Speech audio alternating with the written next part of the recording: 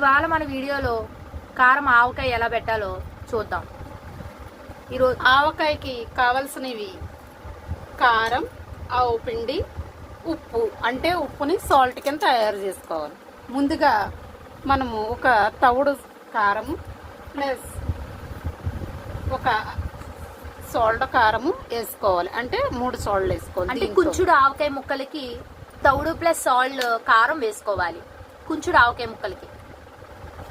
Next step ఆవు పిండి వేసుకోవాలి. ఇది కూడా తవ్వుతో ప్లస్ తౌడు ప్లస్ సాల్ట్ పోసుకోవాలి ఆవు పిండి. థర్డ్ స్టెప్ వచ్చి ఉప్పు వేయాలి. థర్డ్ స్టెప్ తౌడు సాల్ట్.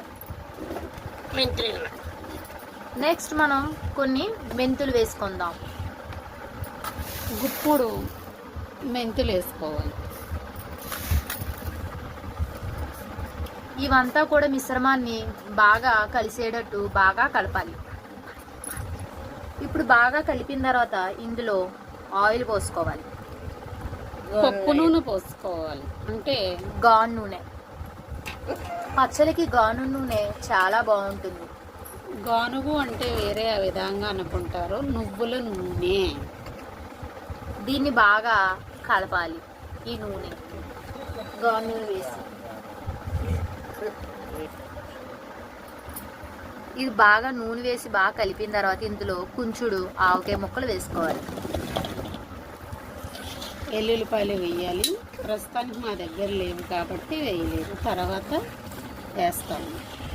కుంచుడు ఆవకాయ ముక్కల్ని ఈ మిశ్రమాన్ని మొత్తం అంతా బాగా కలిసేలాగా ఈ ఆవకాయ ముక్కలకి బాగా పట్టించాలి. బాగా కలిపిన తర్వాత దీన్ని ఒక జాడీలోకి తీసుకుని మూత పెట్టుకుని 3 రోజులు అయిన తర్వాత మళ్ళీ కలుపుకొని మూత పెట్టుకుని కావలసినప్పుడల్లా తింటే ఎంతో రుచిగా బాగుంటుంది.